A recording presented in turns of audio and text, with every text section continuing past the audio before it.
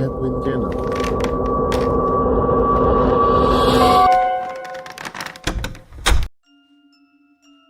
Ya Allah, ini udah nggak bener, batin Yanti. Matanya terus memejam rapat menahan rasa takut yang menyergap. Sekujur tubuhnya merinding hebat. Hawa yang tadinya terasa begitu dingin, kini berubah menjadi panas dan terasa mencekam.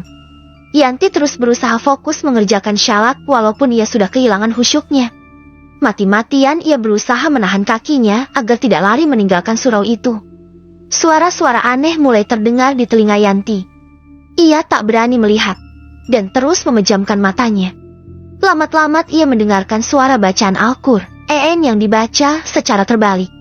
Allahumma hahaha. Syaitonirojim hihihi. Suara-suara aneh itu terus merasuk ke telinga Yanti, membuat bacaan syalat Yanti menjadi ikut belepotan. Dalam hati Yanti terus berdoa agar Tuhan menjaganya dari godaan syaiton yang terkutuk. Pluk! Refleks Yanti membuka mata saat rasa ada sesuatu berlendir yang mengenai punggung tangannya.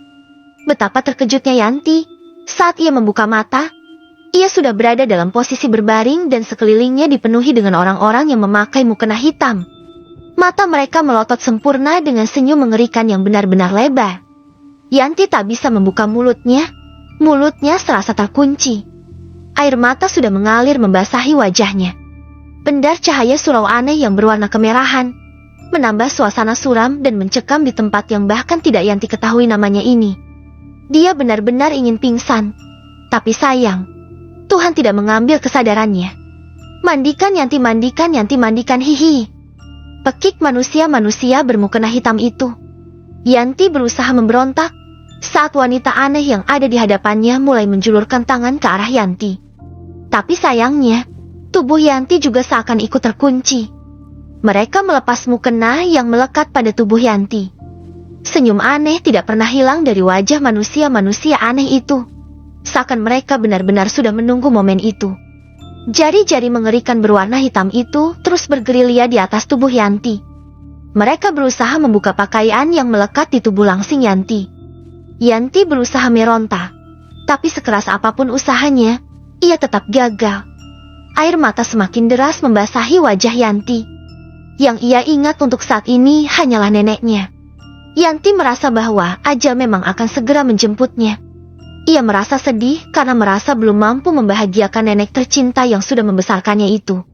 Maafin Yanti, Mbok. Maafin Yanti. Batin Yanti dalam hati. Sementara tangan-tangan mengerikan milik manusia aneh itu sudah berhasil melucuti pakaian Yanti. Mereka terlihat begitu senang, bahkan beberapa di antara mereka sampai meneteskan liur, seakan mendapatkan santapan daging rendang yang sangat nikmat. Mereka bersorak seraya mengangkat tubuh Yanti. Entah akan dibawa kemana tubuh itu. Yang pasti Yanti benar-benar ketakutan. Dalam benaknya, Yanti terus berusaha berdoa semoga Allah melindunginya dari manusia-manusia aneh ini. Tubuh Yanti diletakkan begitu saja di atas tempat yang biasanya digunakan untuk memandikan jenazah. Aroma kapur berus menyeruak di indera penciumannya. Wanita aneh bermukena hitam tadi mendekat ke arah Yanti dan mengguyur tubuh Yanti, persis seperti proses memandikan jenazah. Yanti terus menangis. Aku belum mati, raungnya dalam hati. Ia terus menangis, tak mau diperlakukan seperti ini oleh manusia aneh itu. Yanti yakin, mereka bukanlah manusia melainkan setan. Wanita aneh tadi menyeringai ke arah Yanti yang semakin ketakutan. Wanita tersebut mengacungkan jari ini ke arah selangkangan Yanti. Yanti tahu, wanita aneh itu pasti ingin membersihkan kemaluannya. Tiba-tiba, Agih, Yanti. Allahu Akbar. Alhamdulillah kamu sadar. Yanti meringis menahan rasa perih yang menjalar di selangkangannya. Tapi ia benar-benar terkejut saat mendapati dirinya masih berada di semak tempatnya buang hajat tadi. Bardi menatap Yanti dengan raut wajah cemas. Ia benar-benar panik saat mendapati Yanti pingsan tadi. Kang, aku di mana? Tanya Yanti. Ia merasa bahwa kejadian yang barusan ia alami bukanlah halusinasi. Kamu pingsan tadian?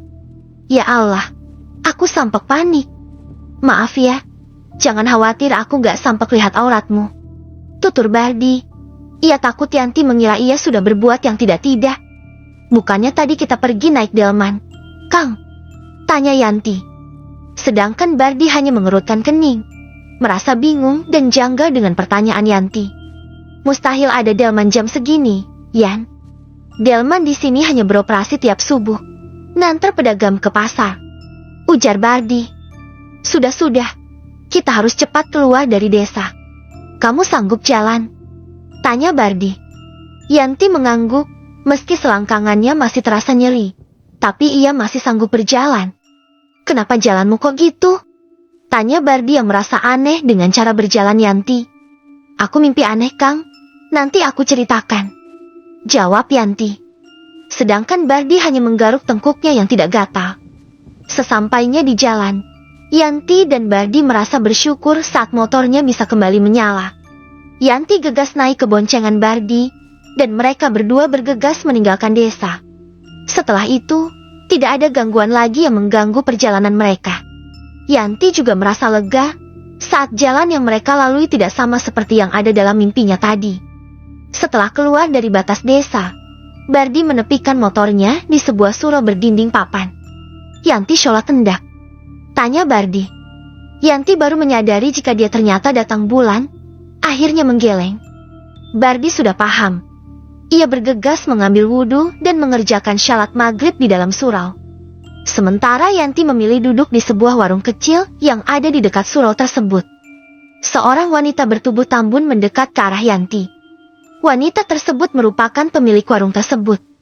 Tanpa Yanti duga, wanita tersebut menyajikan teh hangat kepada Yanti, lalu duduk di sebelah Yanti. Nama saya Jubedah, Mbak. Saya yang punya warung ini, tutur wanita tersebut dengan santun. Saya Yanti, Bu. Makasih ngeh. Saya sudah diizinkan istirahat di sini, jawab Yanti tak kalah ramah. Sama-sama, Mbak. Mbaknya bukan orang sini ya? Tanya Bu Jubedah. Saya orang desa Sumberwangi, Bu, jawab Yanti. Entah sekedar perasaan Yanti atau apa, ia menyadari raut wajah Bu Jubedah sedikit berubah begitu tahu daerah asalnya. Sebentar lagi kan suruh. Mbak, kok Mbak main ke Gondo Erem? Tanya Bu Jubedah sedikit berbisik. Oh, sebenarnya saya dari Tegal Agung, Bu, terus nyasar ke Gondo Erem, jawab Yanti yang langsung membuat Jubedah membulatkan mata. Loh lah, hati-hati, Mbak. Desa Gondo Erem sama Tegal Agung itu kental ilmu hitamnya. Kalau mendekati bulan Syuro, banyak orang sana yang melakukan ritual-ritual aneh, tutur Bu Jubedah. Raut wajahnya nampak takut. Ritual gimana, Bu? Tanya Yanti. Ia berusaha mengorek informasi lebih banyak dari Bu Jubedah. Entah itu untuk kehidupan kekal, pesugihan, kecantikan atau kekebalan. Mereka biasa menculik gadis-gadis, Mbak. Jadi orang-orang desa sana pasti benar-benar gencar menjaga anak gadis mereka kalau mendekati bulan Syuro seperti ini.